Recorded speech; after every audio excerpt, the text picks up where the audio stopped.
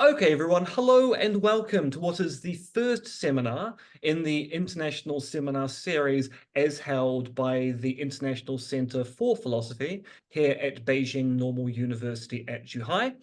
My name is Associate Professor M.R.X. Dentith. I am a philosopher here at the International Centre for Philosophy, and it is my great pleasure to be convening the talks for 2024. Today we have a talk by Joshua Habgood-Coote and also a response by said talk by Elliot Michelson. Josh is someone who works in the School of Philosophy, Religion and History of Science at the University of Leeds. Joshua's research is mainly in epistemology and the philosophy of language, and he writes about the nature of practical knowledge and which concepts we should be using to think about knowledge. Now, I came to know Josh's work due to his stance on whether we should even be talking about this thing called fake news, which is a shared interest of ours, even though Josh thinks we probably shouldn't be talking about it at all. But as we can see from today's advertised talk, Josh is also engaging in philosophizing about work and the ethics of skill, which is why I now invite him to present today's seminar, Deskilling and the Politics of Skill. Now, Josh, do you want to share your screen? Yeah, that'd be a great idea. Yeah. Let me just share the. I've managed to completely lose the screen that has my slides on it. That's all right. When I was when I was warning about the possibility of like errors, this is. Hang on. I mean, I could install a joke here about how we've got de-skilling going on within the academic world, which is why we just don't know how to Yeah, no, even that devices now. I was going for a different angle. I'm talking to you from the southwest of England, from Bristol, and the joke that was like running through my head as I was getting myself set up is the early 19th century. There was a huge movement of machine breaking in the southwest called the Wiltshire Outrages. People broke a lot of cloth working machinery. And I was going to suggest that that's like slowed the progress of technology to the point where like internet simply doesn't work in the southwest at all. Yeah, and apparently that extends to I can't use a computer either. Cool. So can you see my slides? We can, Great. yes. Okay. Thanks so much. Um, Great. Thank you for the introduction. And so I'm going to be talking today about skill, the word skill, and how we should be thinking and talking about skill. So what's the topic here? If the topic was just what skill is, what it is for a job to be skilled, and what kinds of features might make jobs more or less skilled, then that would be a kind of easy topic. We would be doing a job of conceptual analysis. I've always been like rather suspicious of talking about skill at all. And for a long time in my work on practical knowledge, what it is to know how to do something, I've simply avoided using the term skill at all because it's felt like a slippery term that shifts what it refers to in different contexts. And often I thought like doesn't refer to anything very clear at all. So I've kind of always had in the back of my mind, like, well, maybe there's a case to kind of get rid of the term skill at all, kind of in general, and just think about practical knowledge, think about what it is to know how to do something.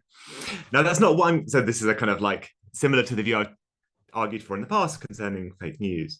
So that's not going to be the view that I'm going to argue for today. I'm going to be considering not just the question of what skill is, but the question of what we might want to use the word skill, unskilled, de-skilled, and upskilled to refer to. And I'm going to, I think, I'm going to argue myself to a view where we should kind of keep hold of the term skill and its related terms, but use them in a particular way to carry out kind of ethical analysis of work, what I'm going to call work critique. Okay, cool. So here's two kind of guiding thoughts to today's talk. So we're hearing a lot of worries about automation at the moment and concerns about the replacement of human workers by machines. So we're told things like the prediction that 47% of jobs in the US are at high risk of automation, perhaps by a particular date. I think the date is 2030. And this kind of narrative is turned around and around in the media.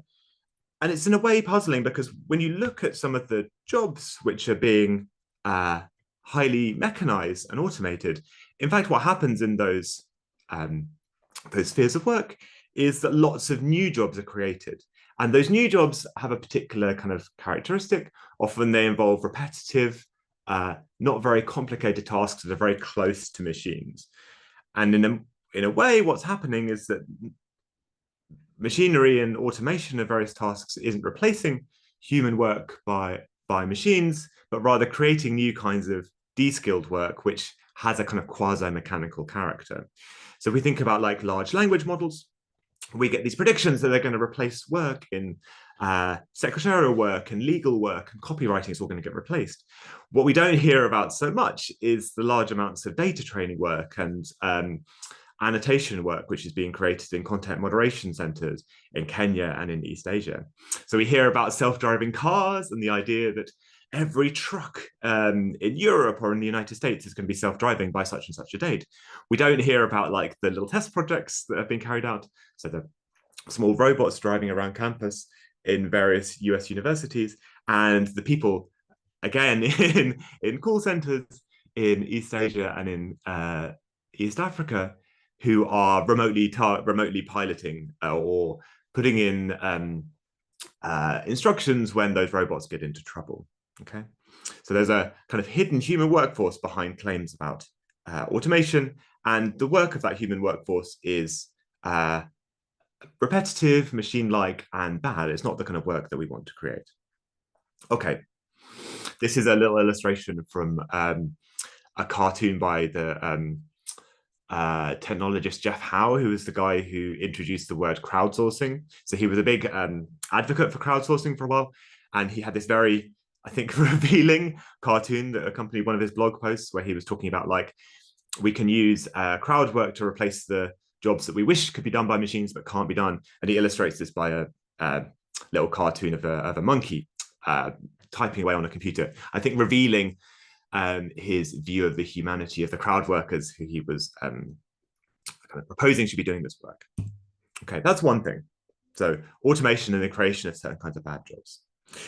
On the other side, we're aware of increasingly, I think, in the West, post-COVID, the various non-financial goods of work. So we're not just thinking about work in terms of the salary which is being brought in, but also in terms of work-life balance, in terms of other goods that it's bringing to us.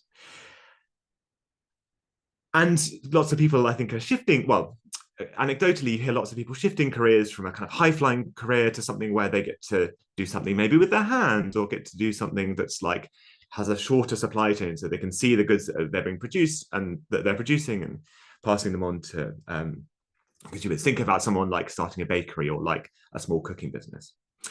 So one of the things that's going on, I think, in that reassessment of the goods of work and in a kind of more general way of people thinking about work is a aesthetic and kind of ethic of what I want to call skill nostalgia. So that's the idea that work at the moment has lost a particular kind of characteristic of skill where one engages with the material world, uses one's practical capacities to produce goods that you can hold in your hands and then pass on to other people. This is a picture of a fishing boat in Cornwall. The fishing industry in the UK has this interesting role where like there's a huge amount of skill nostalgia produced around the fishing industry, most recently in a kind of slew of quite popular sea shanty songs. Okay, cool. So what's going on here? So we're talking about people, jobs, and tasks being skilled. Sometimes people talk about jobs being semi-skilled and jobs and people being unskilled. And we talk about changes in jobs over time. So we talk about jobs being upskilled or being de-skilled as well. Okay, so question, what's involved in all of these claims? What does it mean for a person, job, or task to be skilled or unskilled? What does it mean for a job to be transformed to be de-skilled or to be upskilled? So de-skilling is the kind of term of critique, like the idea is that automation creates de-skilled work, but on the flip side of that, there's lots of kind kind of discourse you hear coming out of management consultancy companies and government departments talking about how technology is going to upskill or reskill whole groups of people. And that's meant to be a good thing. So what's going on in all of those claims? A basic problem in analyzing any claim to do with skill is that the term skill and all of these related kind of cousin terms are context sensitive. So that's to say that the meaning of skill and related terms varies depending on the conversational context. Okay, so this means that, like, when we're talking about skill, we're using the word skill, we're often not tracking a unified phenomenon. More particularly, and we'll get into this in a second, skill is a gradable adjective like heavy, tall, or healthy. And it involves two things. It involves a scale that we might be interested in, like how blah someone or some task is. And there's often like a cutoff point on that scale. Okay, so what that scale is can change depending on the context and where the cutoff point is as well. Okay, so the fact that skill and these cousin terms are context sensitive creates a problem if we want to think about what kind of work we want to be able to do using the term skill, right? Different people in different contexts might be saying that they want different kinds of work using skill, or some people might be saying that they want skilled work and saying something true. Other people, because skill means one thing in their context, and other people might say that they don't want skilled work because skill means another thing in their context. So there's a kind of a job of work to get people on the same page, to get skill and its cousin concepts tracking a kind of unified phenomenon. Okay, so what should we do with the term skill? So I think there are 4 options to consider. So one is just to keep the context sensitivity. Like, we have lots of gradable adjectives in natural languages. We know how to use them, but maybe we should just be a little bit more careful with them, or a little bit more sensitive to their context sensitivity. That's option 1. Option 2 is to try and bring together the different dimensions of skill, which we track in natural language. If there are multiple kind of like scales that skill can refer to in different contexts, maybe reliability or quality of task, or like how difficult something is, maybe we can find a way of aggregating those different dimensions into one kind of unified scale of skill. Okay, so that's the aggregation option. The third option is the like reject it, throw this term off. It's too context sensitive and associated with bad political projects. Yeah. And then there's a fourth option, which is to conceptually engineer skill to do the kind of things that we'd like to do with it. Okay, so here's the plan of what I'm going to do in the talk. So I'm going to quickly talk about the kinds of conceptual functions that are associated with skill, the kind of work it's doing for us. I'm going to give us a brief like primer on how to think about gradable adjectives, and then I'll work through those 4 options. And I'll argue that the first 3 options have like some problems, and I'm going to kind of sketch out in a bit of detail how a version of the 4th option would look, which associates skill with the role of thought in work. Okay, and I'm going to pick on some ideas both from Gilbert Ryle there, but also like some work on kind of 19th century work critique. Okay, cool. So that's the plan. Let's get going.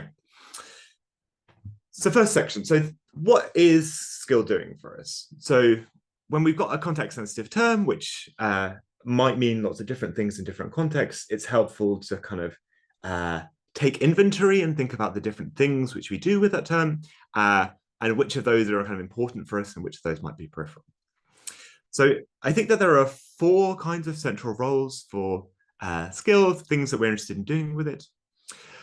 So those are to give praise and blame for different kinds of actions. The second is not ideal for human activity. The third is to play a role in job classifications. And the 4th is this interesting role of skill in work critique. So I'll just give you a kind of brief bit of each of these. There might be other things that skill is doing for us. Yeah, there's more to say about each of these functions of skill. Okay, so praise and blame. So I think one thing that we see quite often when people talk about actions or people being skilled is there's a particular kind of praise going on where someone's action is being picked out as being particularly good, and that's kind of being traced back to the exercise of some capacity that they have. So I was watching the Indoor Athletics World Championship in Glasgow last night, and one athlete was described as a technician in, I think it was a 400-meter race. What one thing that's going on there is that it's being said that that athlete performs very well, and that performance can be traced back to their knowledge. There's an idea of a particular kind of praise for achievement where someone's doing really well, and that doing really well can be tied back to their abilities and their practical knowledge. Okay, so this is an idea that I think is quite familiar from virtue epistemology. Okay, second thing that skill's doing for us is that it plays a role as the ideal for human activity, or perhaps better, an ideal for human activity. Okay, so there's an idea which we might want to trace back to Aristotle, but we can also trace back to certain Chinese philosophers as well. I think it plays a role in the Zhuangzi, that the exercise, acquisition, and possession of practical skills is an important part of what it means for a human to flourish. So if we think about the story of Butcher Ding in the Zhuangzi, one way of reading that passage is that Butcher Ding is displaying wu wei, like, or not acting, and that's a kind of activity that we should be aspiring to. Similarly, you get David Foster Wallace talking about Roger Federer and the kind of like beautiful display of like effortless skill. And you get the philosopher Matthew Crawford talking about the motorcycle mechanic as having a particular kind of practical skill that's important and worth trying to acquire. Okay, so skill plays an important role in evaluating activity and in evaluating whether someone's life is going well or not. Okay. Third thing that skill does for us is that it plays a role in job classification. So I this is a funny place where you realize that your intuitions as a philosopher are quite like colored by your political background. It feels very familiar for me as a British person to be thinking about there are skilled jobs, there are unskilled jobs, there are semi-skilled jobs. It's not quite so clear to me whether anyone else outside of Britain thinks about skilled jobs quite so much. But let me describe one thing that happens in the UK, is that we have a clear sense of like, there's a hierarchy of jobs, and there are skilled jobs at the top and there are unskilled jobs at the bottom. And this has a long history. So in the British census, starting in 1911, people's work was recorded, and that work was then sorted into 5 different categories. So you had professional jobs, intermediate occupations, which are kind of middle class, and then you had skilled jobs, partly skilled jobs, and unskilled occupations. So skilled, partly skilled, and unskilled occupations were all divisions within the working class, but sometimes you get like skilled jobs being professions, semi-skilled being kind of working class jobs, and unskilled jobs being trades. It's a bit of a funny, like sometimes the scale expands, so like the upper classes at the top, sometimes the scale is just within the working class. But whatever's happening, there's a social hierarchy that's being associated with people's jobs and whether those jobs are skilled and how skilled those jobs are. Okay, so I'm not going to be wanting to take those classifications as tracking any underlying reality, because I don't think that like there's they tell us much about like how much people know or any interesting properties. It's more that there is an interesting role played by skill in creating a certain kind of human social hierarchy associated with people's work. Okay, so the final thing that we do with the term skill is to critique work. So there's a long tradition of critiquing work practices by pointing to their effects on workers' knowledge. And the idea here is that work is good when it enables workers to acquire skills, intellectual, often moral virtues, and to direct those skills at useful ends. And work is bad when it frustrates the acquisition of skills, or perhaps also when it points workers towards unimportant ends. So this kind of critique is most often associated with the work of the US Marxian economist Harry Braverman and his book Labor and Monopoly Capitalism. But we can trace it back through work on the machinery question in the 19th century, through the work of Marx to the work of the English art critic John Ruskin and the socialist and artist William Morris. And then even further back from that to the machine breakers in Britain in the early 19th and late 18th century. So one thing that was going on in movements like the Luddites and the wheelchair outrages was that people were defending a whole social order that was associated with adult men possessing skills that would require an apprenticeship to do, and then would get a high wage on the basis of that. So they were kind of defending their established skills that were associated with the social order. The machines that were coming in were threatening to break up that social order by allowing goods to be produced by people who had less training. Okay. So one thing I want to quickly note here is that this kind of critique is most often associated with work in production, so with factory work, and the idea that factory work is kind of distinctively repetitive, atomized, fragmented, and meaningless for the worker. But there's an important question to be asked about the deskilling of any kind of work at all. So not just like work in a factory, but also work in an office and the kinds of activities which office workers do. Going beyond that even further, it's interesting to think about how reproductive work can be deskilled or can be kind of kept whole, where people have to develop complicated practical skills to carry it out. So that's just a kind of question to point towards. Here's a little sketching out of an example here. So if we think about different ways that food supply could be organized, one way is that there's like seasonal food is like provided or made available to people throughout the year, and there's a kind of wide array of different fruits and vegetables and meat and dairy products. That changes. People have to learn to cope with that variety as the year goes around, and they have to acquire certain practical skills to like learn how to cook what's available in the supermarket that month. That kind of system of food availability would require certain practical skills which would be not required, and in fact might be undermined if we think about a food system that provides people with exactly the same fruits and vegetables every month of the year, and there's only like a very small amount of them. You're going to be cooking a much more restricted diet, and you're going to need less practical skills to do that. Okay, cool.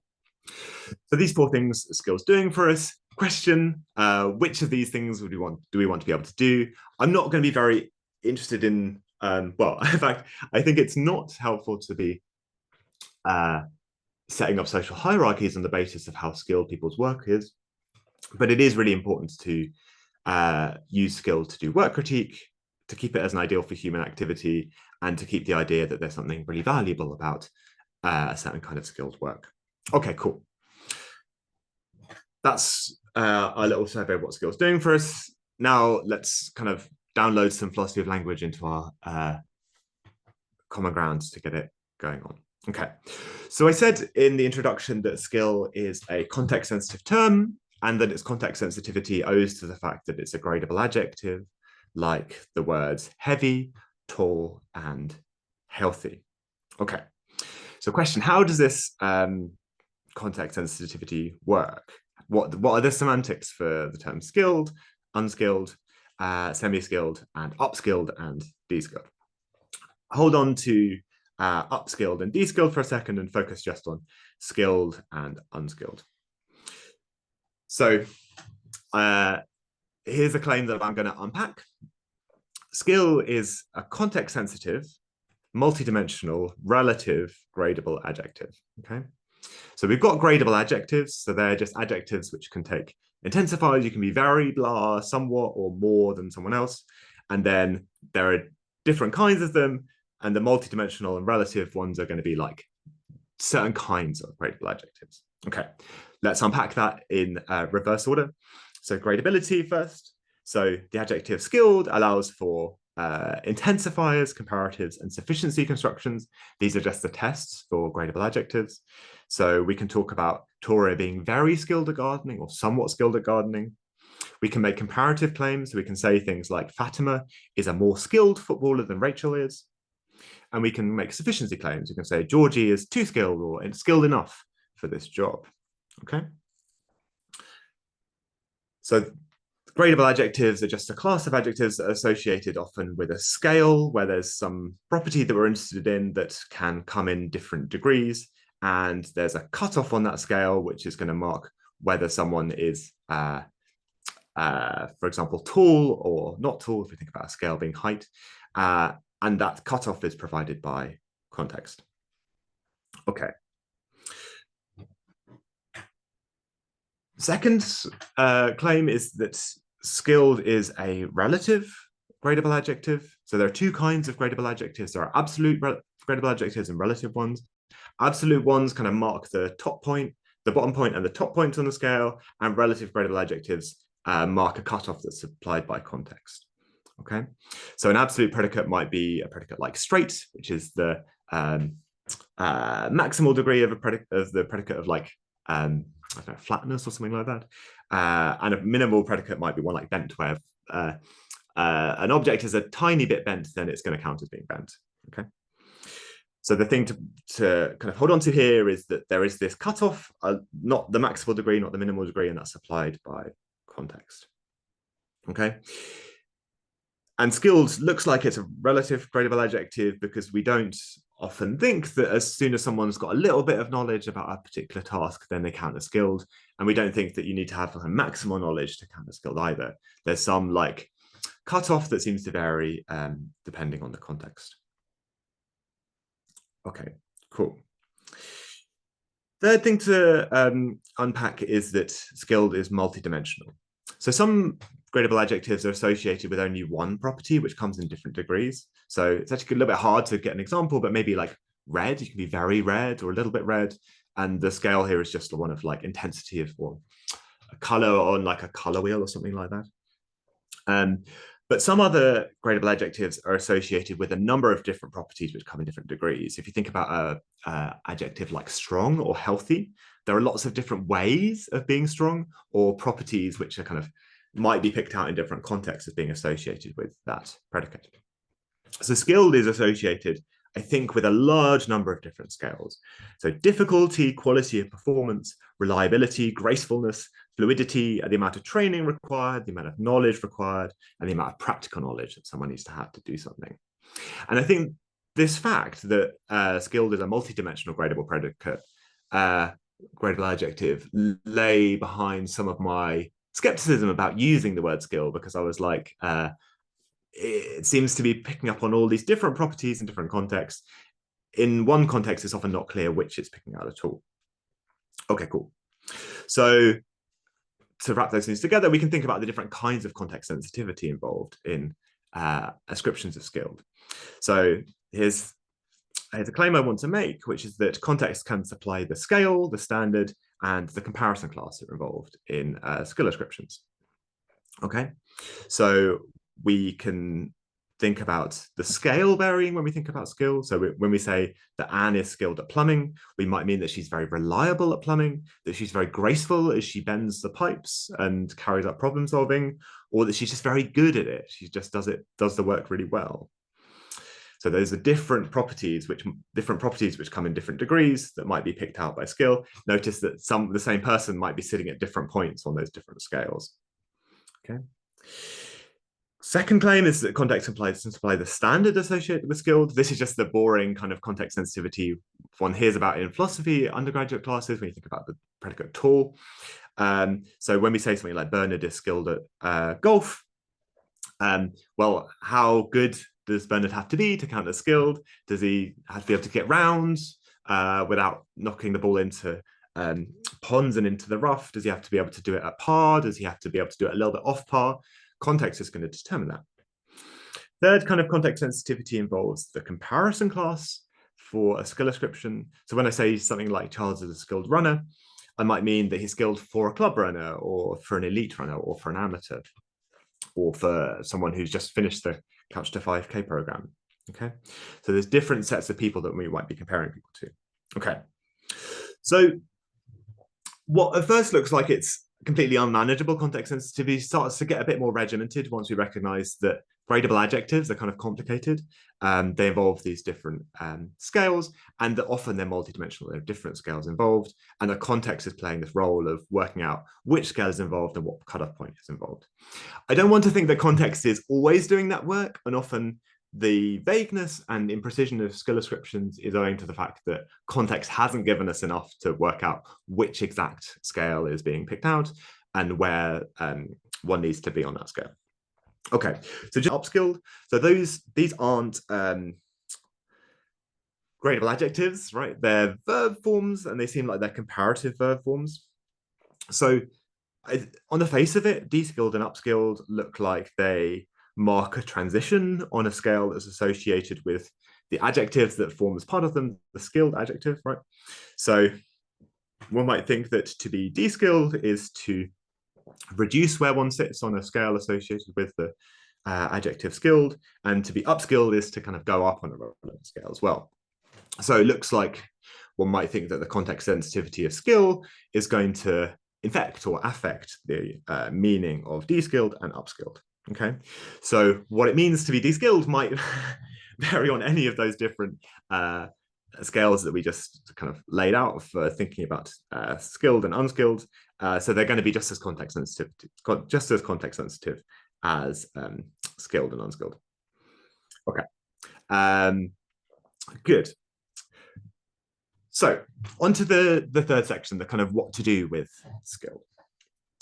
So here's what I've argued so far. I've argued that skilled is associated with various kind of conceptual functions of praising and blaming performances being an ideal for human activity, allowing us to create social hierarchies on the basis of job classification and to carry out work critique, and that the term skill and its cousins are, skill is let me get this right. It's a context-sensitive, multi-dimensional, relative gradable adjective, and all of its cousin terms are also context-sensitive. The meaning of these terms varies with conversational context. So it's in a way messy and might not always meet these various functions that we want to do with the term skill. Okay, so what should we do with skill and its cousin terms? So 4 options that I told you about in the introduction. One is to leave things as they are, leave the context sensitivity and be happy with it. The second is to try and aggregate these multiple scales associated with skill into one kind of uber ranking of skills. The third is to abandon this terminology, to let it be. And the fourth is to ameliorate, to improve things, to propose a revisionary definition of skill, which can do the work that we want to do. Okay. So here's the first option, is to keep this context sensitivity and to learn to live with it. This is from this picture is from an extremely British sketch comedy show called The Two Ronnies. They have a sketch where, I forget the name of it actually, where they have 3 characters who are representing different social classes, and they talk about what they think about one another, and they have this obvious like gag that like height order ranks the difference between working class, middle class, and upper class.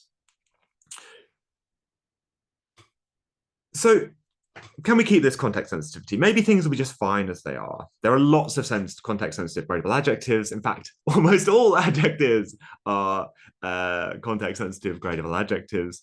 Lots of them are relative gradable adjectives as well. We just get along with them fine. We don't get like super confused when we use these adjectives. Okay. So maybe we don't need to do anything at all. We just need to describe the rich variety of natural language. Okay. So 2 problems with this proposal. The first is that we want to build some social institutions around skill. So firstly, we want to build work and corporations, businesses around skill. But secondly, we also want to, in certain government functions, pay attention to how much people know, how good they are, what they're doing, and how satisfied they are in their work. Now, here's a very general gesture at a problem.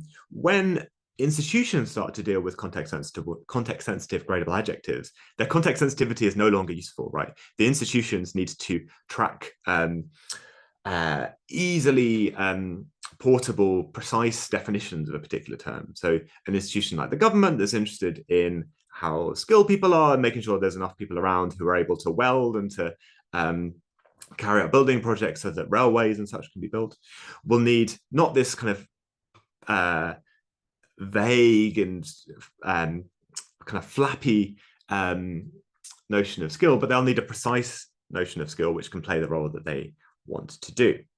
Okay, so if we want to have skill be a tool for at least some social institutions, the context and this kind of rich context sensitivity won't do. Okay.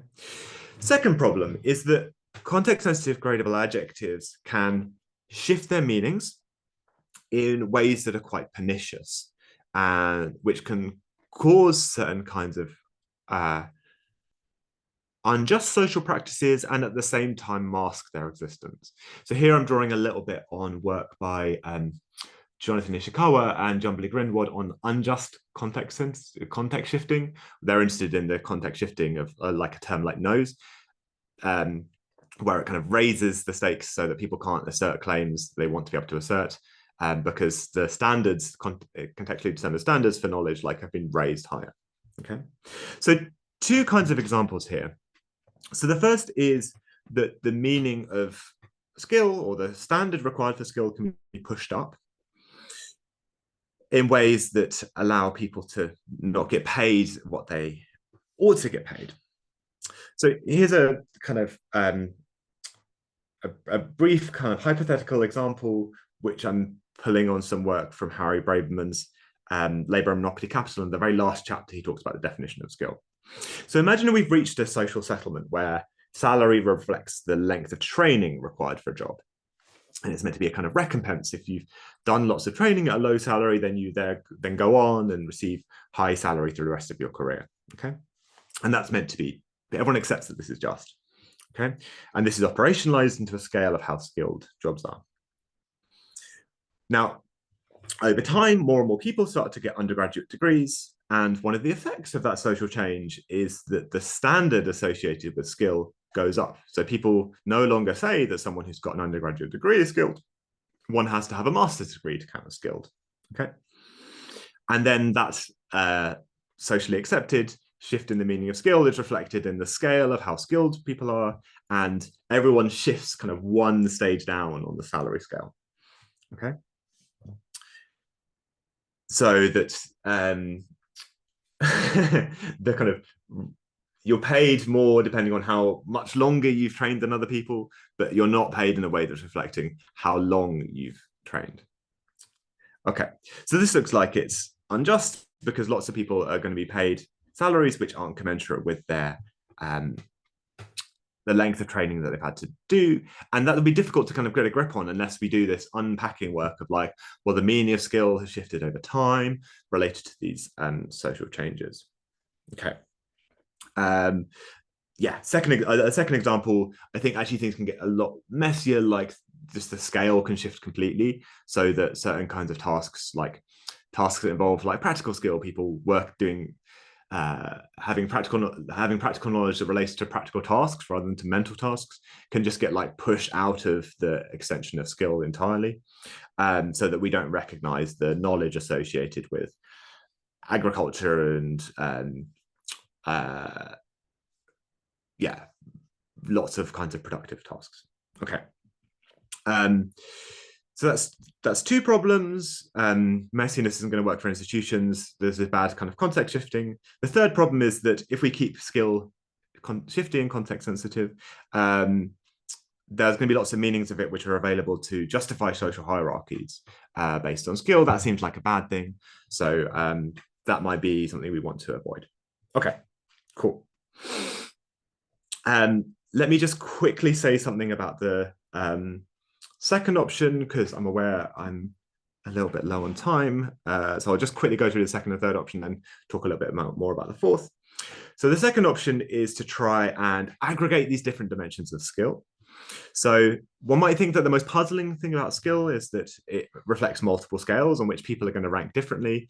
If we think about like a set of people who are all builders. Some of them are going to be more reliable. Some of them are going to be able to do more or less difficult tasks. Some of them are going to be more or less graceful. They're going to rank differently on those different scales. Who's skilled, how skilled are different people.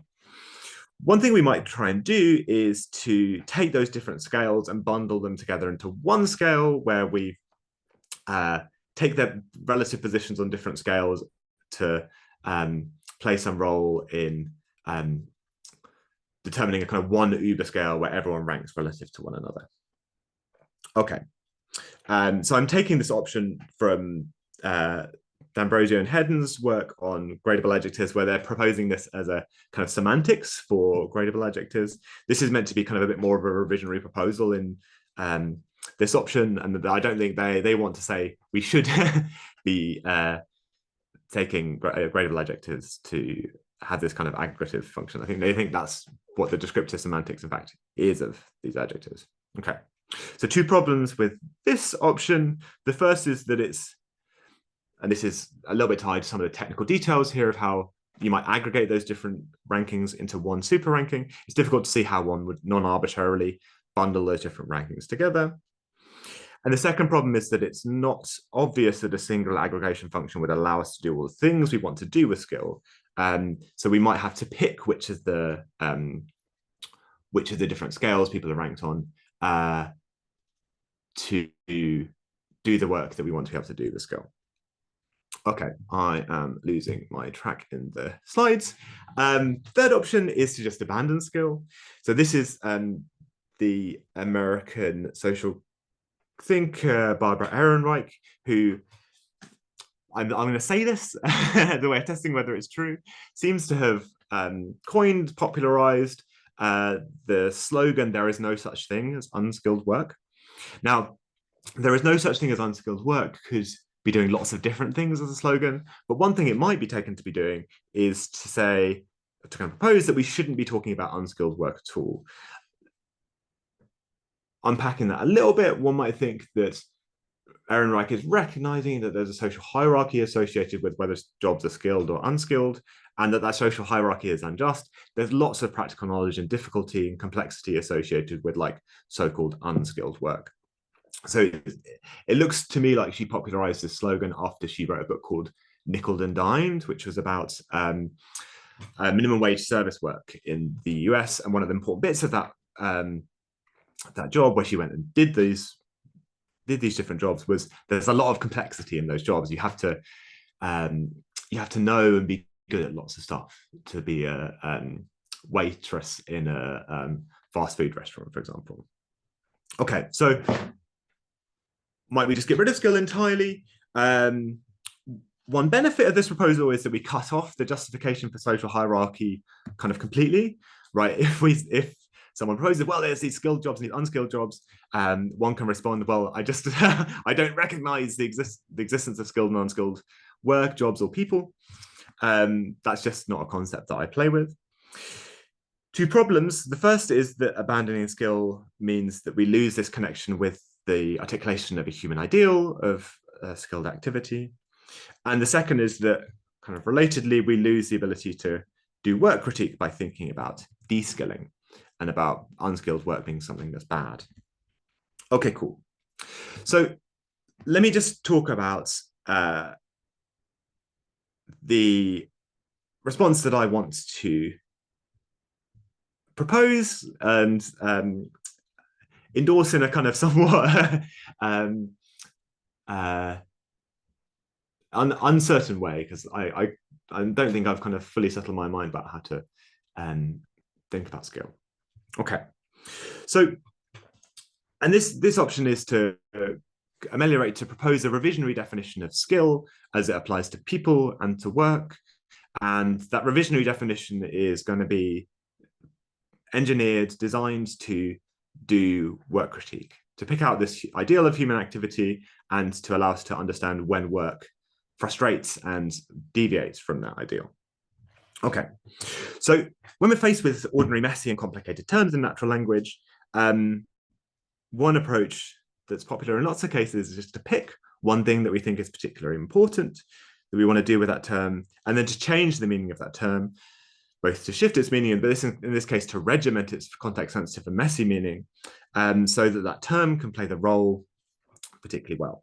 Okay, so here's the proposal. This is a general proposal, and then I'm going to fill it in a particular way. The general proposal is that we should use skill to reflect an ideal for human functioning, and then to critique forms of work which frustrate the realization of that ideal. So what is that ideal for human functioning? I'm going to suggest that the ideal that's reflected both in lots of work on practical knowledge, but also in work critique, is that human action ought to be intelligent. Okay, so what is intelligent action? I'm going to just pick and endorse an answer that comes from the Oxford philosopher Gilbert Ryle, which is that intelligent activity involves thinking what you're doing. So here's a passage from Ryle, which fleshes out that idea. So Ryle says that Ryle says, quote, "A mountaineer walking over ice-covered rocks in a high wind in the dark does not move his limbs by blind habit. He thinks what he is doing. He is ready for emergencies. He economizes an effort. He makes tests and experiments. In short, he walks with some degree of skill and judgment. If he makes a mistake, he is inclined not to repeat it. And if he finds a new trick effective, he is inclined to continue to use it and to improve on it. He is concomitantly walking and teaching himself to walk in conditions of this sort." So 3 things to notice here. So Ryle is famously an anti-intellectualist, or seen as being an anti-intellectualist. He didn't call himself that. But he's giving an important role here to thought in intelligent action. Okay? How should we understand that? Well, I think what's happening in this passage is that Ryle is proposing a particular understanding of thought, of thinking what one is doing. Where thinking what one is doing, which Ryle in several places in the concept of mind suggests is as a gloss of intelligent action, involves at the same time doing something and teaching yourself how to do it. Okay, so we've got this identification of intelligent action with thinking what one is doing, and with thinking what one is doing with doing and self-teaching together. Okay, so this looks like an attractive ideal, right? This kind of like expansion of one's practical knowledge and one's practical capacities through concomitant doing and self-teaching. And actually, in a really interesting way, this ideal is reflected in a whole bunch of work critique. So in lots of 19th century work on why industrialization is so bad, the reason why it's taken to be so bad is because it cuts off workers from the need to think, the need to improve and to expand their knowledge and to think what they're doing. There's lots of passages where you pick out here. So Adam Smith, a famous proponent of the division of labor, actually really worries about the effects of the division of labor on workers' intellectual and moral characteristics. I'm going to read out a little passage from Ruskin from the Stones of Venice. So Ruskin says this is his picture of how industrialized action works. "We want one man to be always thinking and another to be always working. And we call one a gentleman and the other an operative. Whereas the workman ought often to be thinking and the thinker often to be working, and both should be gentlemen in the best sense. As it is, we make both ungentle, the one envying, the other despising his brother, and the mass of society is made up of morbid thinkers and miserable workers. Now it is only by labor that thought can be made healthy, and only by thought that labor can be made happy. And the two cannot be separated with impunity." Okay? So there's an idea both that thinking and self-teaching is an important ideal of human action, and that's one thing that's lacking in industrialized work. Okay. Now, that's like suggestive. One thing that what I'd like to tell you about in lots more detail is the way, but I'm not going to for reasons of time, is the way that routine takes hold of tasks in a variety of different ways, and kind of strips them of the complexities of a task in a way that strips workers of the necessity and the opportunity to do complex things in a way that stretches their practical understanding. Okay, so I think there's a role here for thinking about the division of labor, splitting tasks into smaller bits, for automation and tasks being made machine-like, and also for tailorization, this kind of like process of scientific management where managers gather all the knowledge from workers and then kind of centralize all the controls so that workers are performing the same tasks again and again. Okay, so if the ideal is like thinking, intelligence, and self-teaching for human action, and what goes wrong in lots of work is that it doesn't involve thinking, self-teaching, or intelligence, we might associate skill with this kind of ideal and this kind of anti-ideal for human action. Okay. So there's lots of ways you could try and do this. I'm going to sketch out one way. So I'm going to suggest that we should think about skilled and unskilled people as being a gradable notion, and skilled and unskilled jobs as being an ungradable notion. So this is a proposal for how we should, or perhaps, or maybe, sorry, it's a proposal for how we might use the term skill. So the proposal is that how skilled a person is perhaps ought to be a matter of how wide a range of situations they can self-teach in. Now, this is a gradable notion. One could be more or less skilled on this task, and the kind of cutoff for how many situations you have to be able to self-teach in is going to be provided by context, right? So I haven't got rid of the context sensitivity in this definition, but it's playing a kind of simpler role because we can see what the scale is how wide a range of situations someone can self-teach in. Okay, so this means that skill isn't a matter of kind of practical knowledge, it's a matter of this distinctive kind of self-teaching where one is in a position to expand what one is able to deal with. Okay, so the second part of this proposal is to think about skilled and unskilled jobs. So I'm going to suggest that we shouldn't be thinking about skilled and unskilled jobs as a gradable notion. We should just be thinking about this as a binary division between jobs which involve continuous self-teaching and jobs that don't involve continuous self-teaching. Okay. And part of the reason for this is I think we should be using unskilled work as an alarm term, right? It's like, this is something really bad, something has gone really wrong here. Someone's being divorced and cut off from an important ideal that's a really important part of what it is to be a flourishing human, to have a flourishing life, this kind of self-teaching where you're expanding your practical knowledge over time. Okay, so you shouldn't on this proposal be thinking about like very skilled jobs or somewhat skilled jobs. Just think about skilled and unskilled jobs, and there should be no unskilled jobs on this meaning. Okay, cool. Good. And then we need to think about deskilling and upskilling very quickly. So here's a way we can think about deskilling and upskilling. We can think about this as a question of the average changes in the amount or the kind of average capacity of a group of individuals to self-teach, right? So if a change in the social organization leads to, on average, a group of people being able to self-teach in a wider range of situations, they've been upskilled. If they're able to teach or have the opportunity to self-teach in a smaller range of situations, they have been deskilled. Okay, we've got the notion of an average playing a role here. One thing to be careful of is that there can be polarized changes, so that some people are upskilled at the same time as others are deskilled. So often we should be paying attention to not just like the whole of a workforce, but smaller groups of it to see whether smaller groups of a workforce have been deskilled. Okay. And then consequent on this non-gradable notion of unskilled and skilled work, I'm going to suggest that we should be thinking about deskilling and upskilling a job as also being a non-gradable notion, right? It's a binary notion, and that's just a change in the job from being skilled to unskilled or vice versa, right? So a job has been upskilled if it's been transformed from one that doesn't involve continuous self-teaching to one that does. Okay, so what should we like about this proposal? So we get to keep this ideal that skill is an ideal for human action and the use of skill in critiquing work. So we can keep all of this work critique from the 19th and 20th century, which appeals to the idea that work is degraded, to the idea that workers are transformed or treated as if they're machines, and that their intellectual and moral capacities are constrained by their work. Okay, we can understand what's going on in skill nostalgia. There's an ideal for work which is being deployed in skill nostalgia, that we want work to be skilled work, to involve intelligence, self-teaching, and the stretching of our capacities. And we can understand what's bad about automation. It creates whole swathes of unskilled work.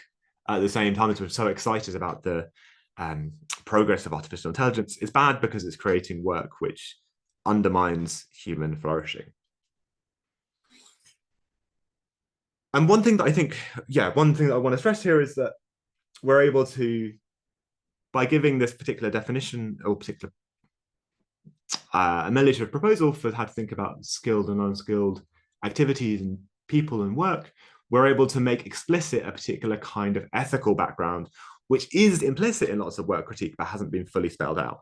This idea that human action should realize the unity of thought and action and should involve intelligence and self-teaching. Okay. There's lots of problems here, right? So there's still quite a lot of complexity in the phenomenon. There's some like little details to be spelled out and worried about. I think also there's a worry that there might be a kind of implicit social hierarchy in the background of this proposal for how to think about skilled and unskilled work. But I think there's some cool things about this proposal. Okay, so I'll just sum up quickly. So skilled is a context-sensitive, messy adjective. What should we do with it? It seems important for lots of different kinds of social practices and for understanding the ideal of human action and of a particular kind of ideal for work. I've talked about 4 options for keeping skill messy and context-sensitive, for aggregating all the underlying dimensions of skill, rejecting it completely and its associated terminology, and conceptually engineering skill for the purposes of work critique. I've argued that the first 3 proposals have certain problems, and I've articulated a particular kind of version of the 4th proposal, which sees skilled and unskilled people as a gradable notion and skilled and unskilled work as a binary notion, both associated with this idea of self-teaching and being able to generate knowledge about how to deal with new situations. Okay, thanks.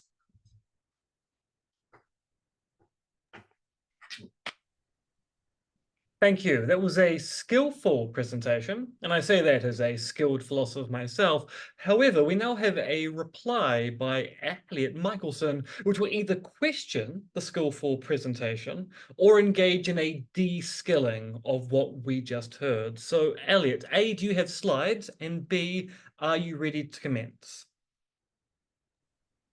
Yeah, no slides. I'm going to keep this relatively short, in fact. So we have plenty of time for questions. I guess the main thing I really like a lot of the ideas that Josh is developing in here. I guess the main thing that I want to press him on is this notion that skilled work requires sort of self-learning. And in particular, the reason that I want to press him on that is that it seems to me that quite a bit of interesting work that we might think of as skilled in the sort of naive sense, but which might also be skilled in the sense that's worth preserving as we move forward, involves not really self-learning, but what we might think of as close networks of learners, right? So on looking through Josh's presentation that he kindly provided to me ahead of time, so I would have some idea what to talk about. I couldn't help but think about learning to move cows on a horse, which I did many, many years ago in what seems like another lifetime at this point. So that's a sort of situation, I take it, where you, if you are not completely unskilled at riding a horse, and the horse are basically learning from each other, right? Each horse you ride is going to be different. Its way of trying to deal with cows is going to be different. They seem to at least tacitly understand that riders are different.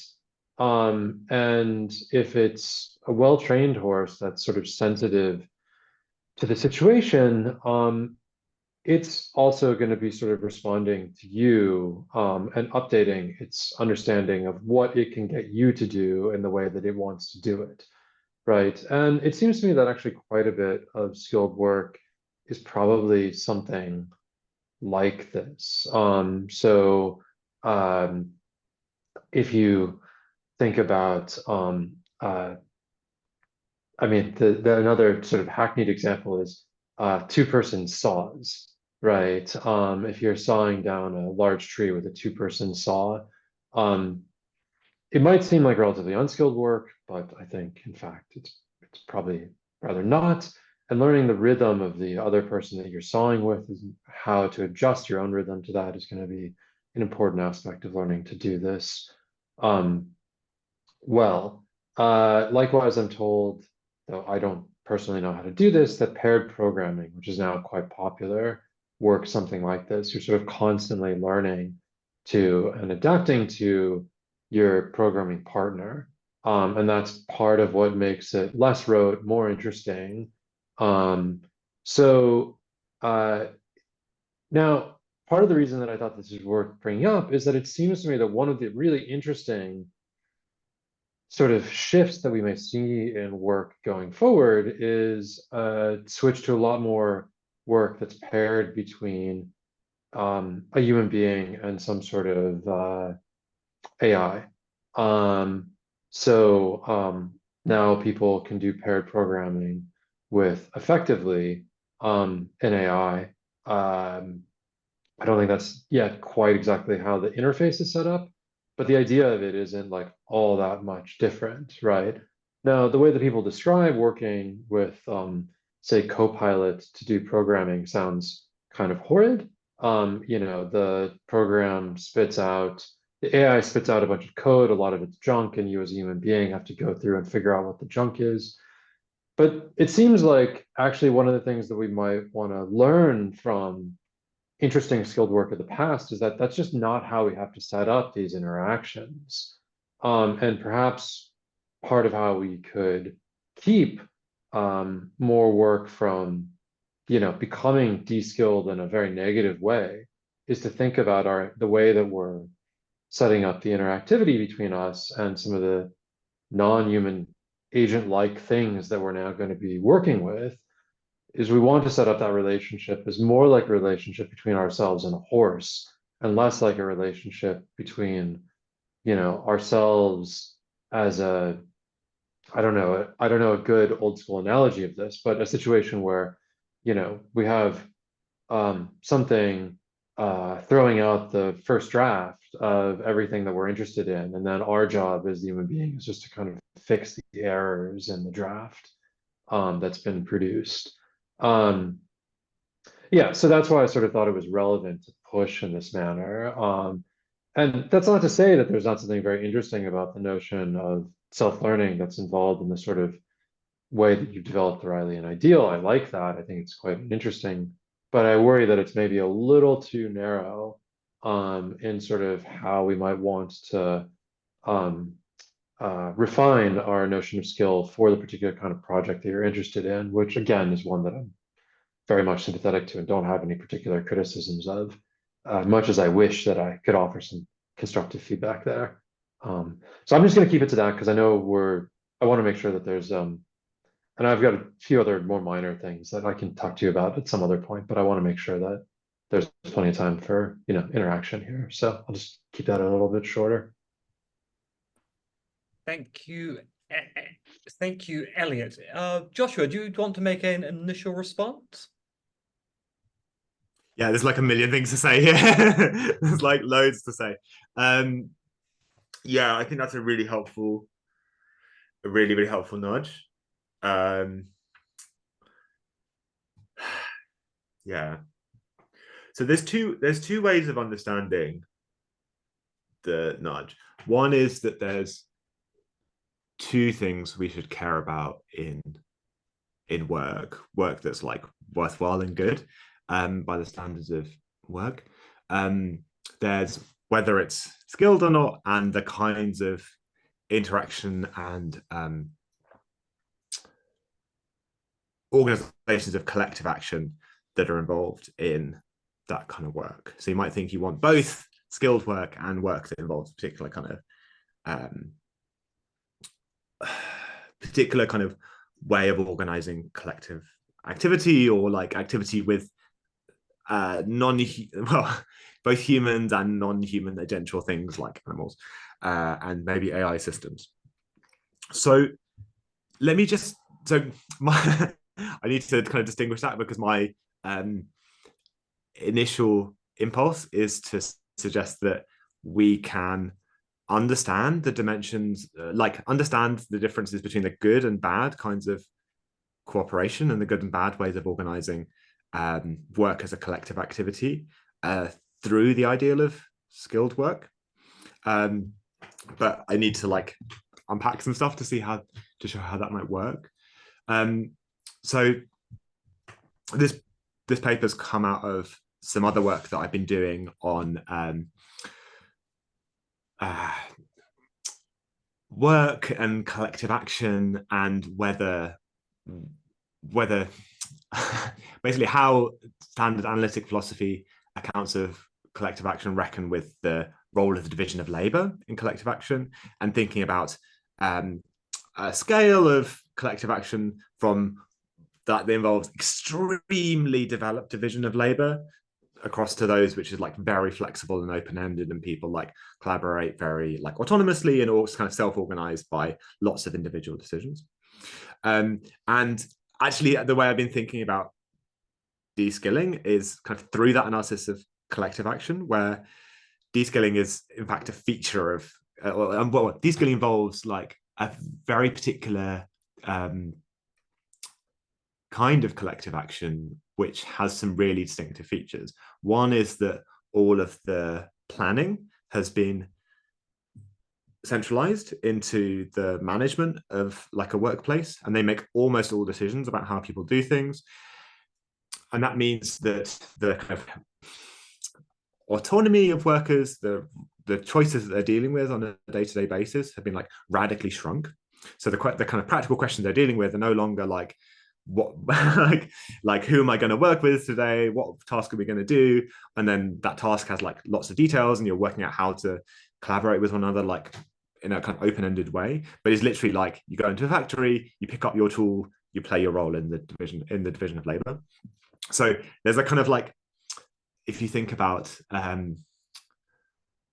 collective actions involving reckoning with practical questions, there's a kind of appropriation of practical questions where workers start off dealing with very complicated practical questions, and then the division of labor comes in, and most of the complexity is then taken away from them and centralized into centralized management.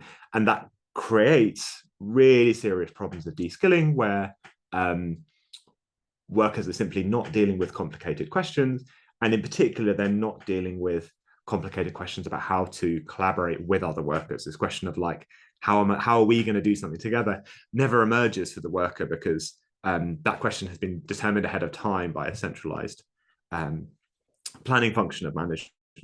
So these examples soaring with someone else, or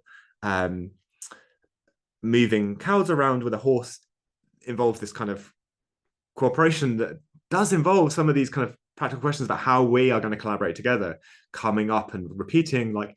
If you're coding with someone else, right, you've got to ask, how am I going to code with this person today, given that they're a little bit hungover, or the fact that they're a little bit ill, or they're really good at doing this thing, or they're getting better at doing this thing. So I'm kind of rambling here, but I think the important takeaway is that how much complexity is associated with work tasks and what opportunity there is for deskilling is not for self-teaching is not simply a matter of what you're doing qua individual, but how work is organized as a collective action. If workers have lots of autonomy, lots of space for making decisions, and for this kind of distinctive collaboration where two people are together dealing with a complicated practical question, and there's lots of opportunity for self-teaching together with other people. And if you're dealing with very narrow practical questions and limited opportunities to meaningfully collaborate with other people, then you don't have much opportunity for self-teaching with other people. So the thing I'm reaching for is yes, the organization of work as collective action has a really important role to play here, but there's a kind of bigger story to be told. And I think there's just I think I want to tell a kind of historical story where the organization of work as collective action is an important part of this story of work critique, where people are alienated from one another by really centralized planning that leaves them very little opportunity to decide tricky practical questions with one another. And when we're deciding between do you want to pair code with other people, or do you want to pair code with a pair code, because it's not really collaboration, with a large language model or some kind of automated system, right? We should see that as being continuous with that tradition of like, does work involve meaningful kinds of cooperation with other people? And there's a connection between that and this ideal that we want people to, we want ourselves to be thinking, to be self-teaching, and to be capable of intelligent action, and to be exercising that capacity. Sorry, that was kind of lots of stuff because there's like a bigger context going on. Hopefully that made sense. Like, yeah. I think you're on mute, Sorry. That was an excellent answer in the terms of social philosophy. Now, I'll open the floor up now to questions from the audience. If you want to ask a question, you can either use the raise hand function, which is down on the reactions part of the bar in Zoom, or if you want, you can type your question into the chat and I can ask that question on your behalf. So are there any questions from the audience? I'm going to do that thing when, rather than just immediately going into my own issues, give people a little bit of time to start formulating thoughts.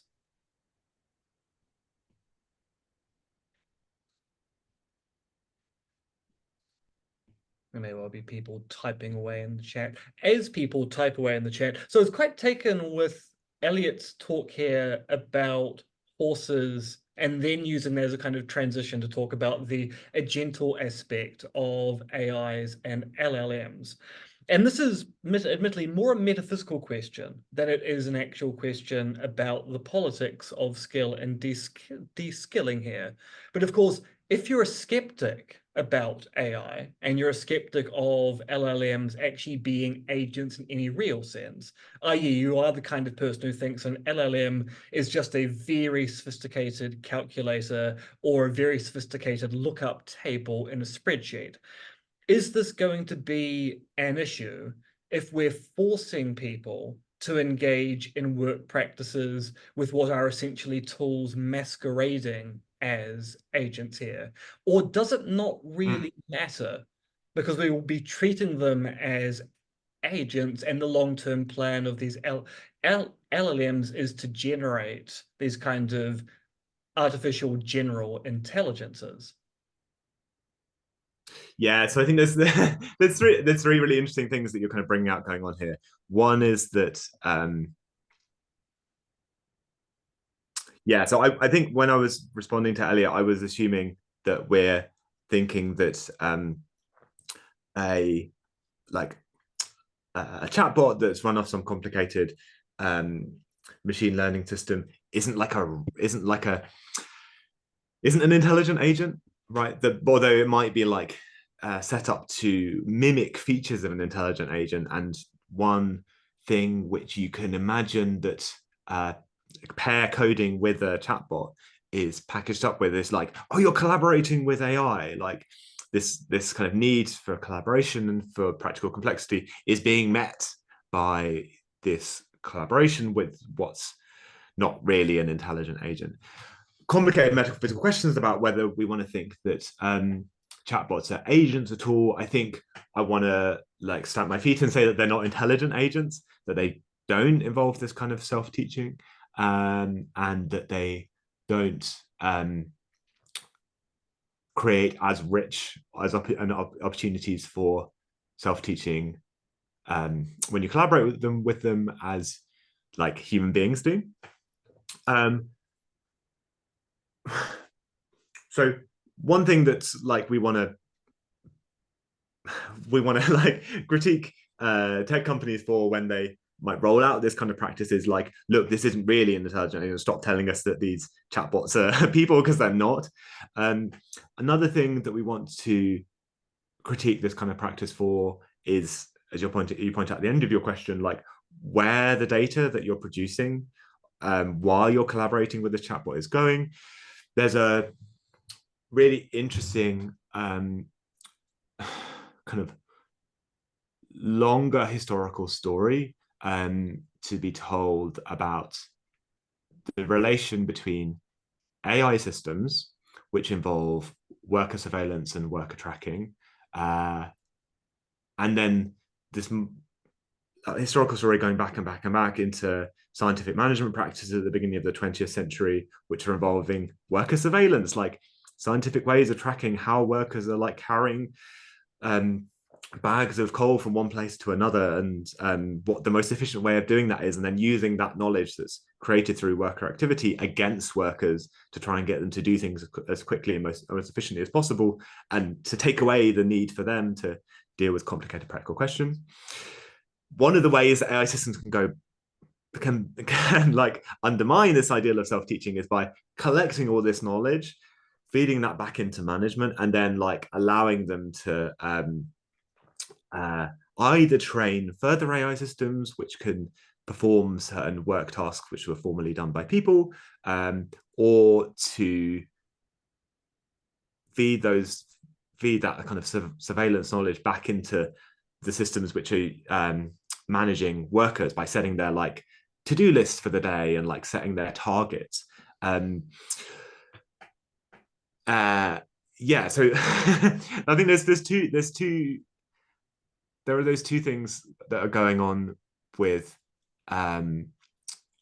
this kind of like pseudo collaboration with chatbots run by machine learning systems. And in both cases, I want to like say that the critiques of those problems with the use of chatbot encoding have this much longer history in like scientific management and work critique, and like are kind of not distinctive problems. They're problems that have a long history and that have been plaguing workers for the better part of like 200, 300 years. Yeah. So this is basically it's a kind of angle to look at an existing set of issues within the politics of work itself. Yeah. So like, I think I have two tools. One tool is like, not all terms that we're using are like clearly referring to things. Sometimes terms are vague and like their meanings are determined in context. And the other tool is like, problems are almost never novel. And if you pretend that they're novel, you're cutting yourself off from this long history. So one of the things I want to do in this project is like tie up contemporary kinds of work critique with this much longer history into the 19th century, to like understand what's problematic about like algorithmic management and AI work by telling this much longer history that goes before mechanization of tasks into like how work is organized between people, and whether that creates the opportunities for meaningful self-teaching and practical activity, or whether it constrains people's activity. Once again, I'll go back to the audience. Are there any questions from the audience? But this is your opportunity to ask Josh or Elliot a question now. Maybe whilst people think about that. Elliot, do you have a response to what Josh or I have been saying here? I think I need to unmute myself. Yeah, I mean, I guess to my mind, it's like probably somewhat less important that we settle the question of whether we're genuinely dealing with, other agents when we're thinking about structuring work, because even if they're just aping other agents, it might be that the way that we've traditionally approached work can offer us some helpful suggestions about how to make interacting with those pseudo agents like more or less good for us, right? So I guess that was one thing that I had in the background of my thinking, was that we sort of in line with a lot of Josh's critique of how labor has been observed and restructured. We might plumb that history for ways of even if we're, operating in a non-ideal scenario of making things like less bad than they could otherwise be. Um, so yeah, I guess that was one thing that I was thinking. I mean, I guess and I take it that this project is fairly early on. I mean, one thing that kept coming up in Josh's response is to me is it seems like there are a few different issues. I don't think I adequately differentiated these either, to be fair. But yeah, so there's a sense in which there's the background sort of structural issues about how we see workers as being able to plan together, engage in some sort of group activity. And that's obviously, I think, an important part of making work more or less fulfilling. I mean, I can imagine scenarios, call them department meetings, where like, this actually makes work significantly less fulfilling, but that's a different issue. Presumably, if there's opportunities for, you know, structuring that, don't necessarily go well, weren't there, we would be even less happy with things. So fair enough. Um, uh, but yeah, it does seem to me like I like that move, but I also I I was a little worried that you Josh were like potentially going to lose out on something that I do think is genuinely skill, which is like or something that I would at least want to characterize as skill. I mean, maybe ultimately it doesn't matter, but which seems to me like an element of skill, which is, and maybe does involve a degree of self-learning, but I'm not totally sure. Which is sort of learning to coordinate one's actions like in concert with someone else in a really tightly coupled sense. I mean, I take it that that's part of what makes certain sorts of sports, really interesting for us. And I think presumably part of what can make some kinds of work kind of fulfilling. Uh, yeah, so I do think that there's a way that you could try to think of that as a sort of self-learning, but I worry that, yeah, there's a sense in which maybe that would lose out on some important situations where what you're really doing is learning together how to respond to some environmental factor. Good. You're Yeah. not, that isn't reducible in an easy way to either individual's self-learning. Yeah. Yeah. Yeah. Cool. Yeah. Yeah. Yeah. Yeah. Um, uh, so I think that possibility wasn't salient to me because I am my instincts when I'm thinking about collective practical knowledge are like super reductivist. So I want to explain as much as is possible to do through what's going on in the knowledge and minds of individuals, but like totally that shouldn't be a uh, that shouldn't be a question that I'm deciding for the purposes of like this project of work critique. Like there is a real possibility that it's possible for two or more people to self-teach together in a way that isn't reducible to any of them self-teaching, and that's both a kind of ideal for human joint activity, but also like super fulfilling for individuals and like an important dimension of the exercise of human collective freedom at work. Yeah. So there's like, yeah. Yeah. So I think I shouldn't, I should be open to the possibility of, and I think in a way, the way you're setting this up was quite sympathetic to the project as like the possibility of collective self-teaching that's not reducible to any individual self-teaching, that being something that's an important dimension to evaluate work on as well. Is that right, Elliot? Am I getting you right here? Yeah, that was exactly the thought. I mean, the thought was Yeah. that this isn't Yeah. doesn't undermine anything in the project as it currently Yeah. stands. It's just there might be yet a bit more to think about, or to.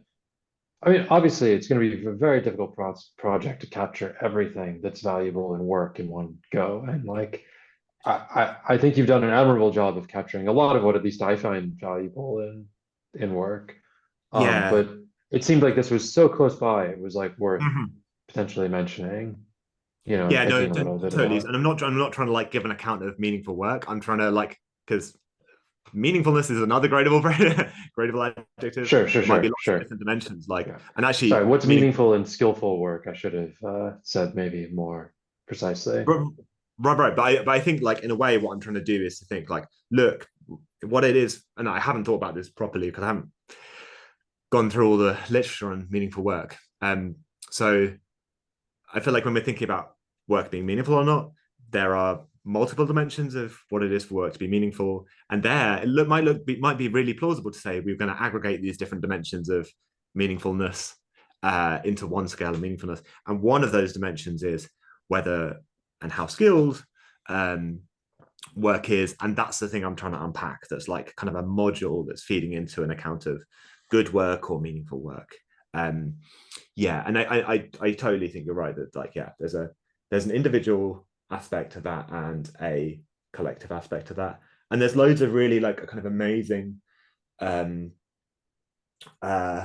writing on like the kind of the joy and pleasure that people find in collective activity. And there's this like little passage from Moby Dick that I've had in the back of my mind for ages that Sean Kelly and Hubert Dreyfus talk about in their book All Things Shining, where a group of sailors are processing the oil from a sperm whale, and they're like kind of like moving their hands rhythmically to like process the oil out of some part of the whale. It's all quite like horrible, but they just get like this incredible joy and like experience of collective action through that. That seems like something that's really important to be able to capture.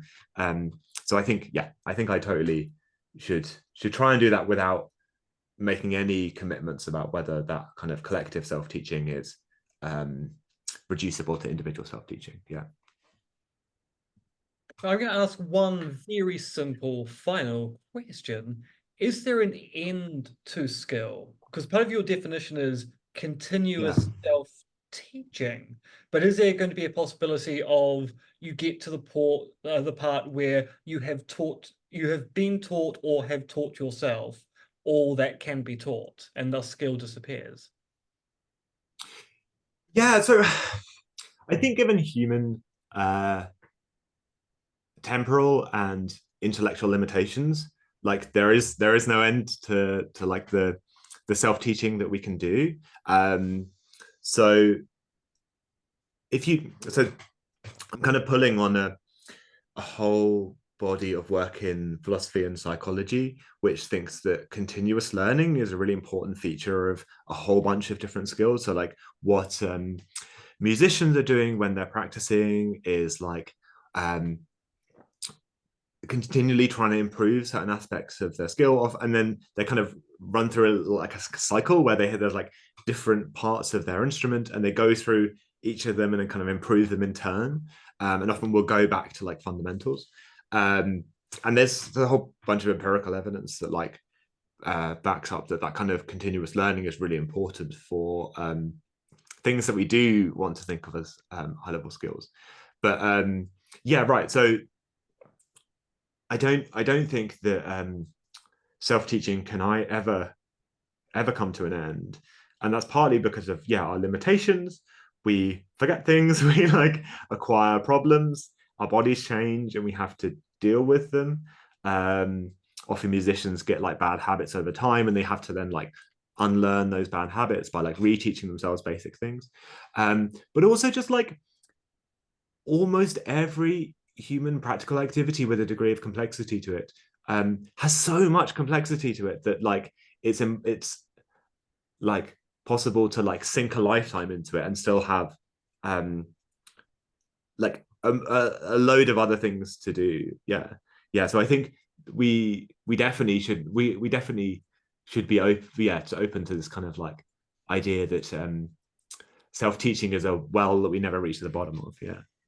So you're not concerned with the kind of Douglas Adams is deep thought issue of deep thought being asked to answer the ultimate question, the question of life, the universe. everything, and thus the skill of philosophy technically might go away if deep thought gives us the right answer. Yeah, no, I'm totally not. So like I just think like almost all interesting practical fields are indefinitely changing and like complicated over time. Like there isn't a worry that like deep thought is going to come along, answer the question, and that's going to resolve like one of these practical fields. Like luckily the world is like in its complexity far outstripping us. Yeah. Excellent. I mean, It would be bad if it wasn't. Yeah. In the end, the answer was 42. The problem was we didn't know what the question was. Yeah, right. And I think it turns out this played an important role in like Elon Musk's like intellectual development. He got quite obsessed with the idea of like the real thing to think about is like getting the right question. And I think he thinks that the whatever questions about like the long-term future of humanity really are the important questions. Yeah. Yeah. Yeah.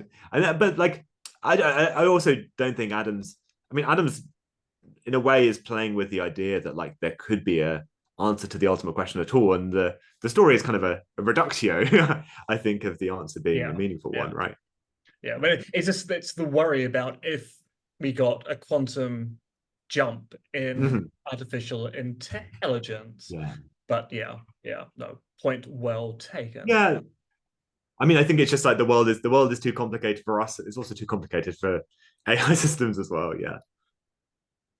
Okay, well, thank you very much, both of you, for a fascinating talk and excellent series of responses.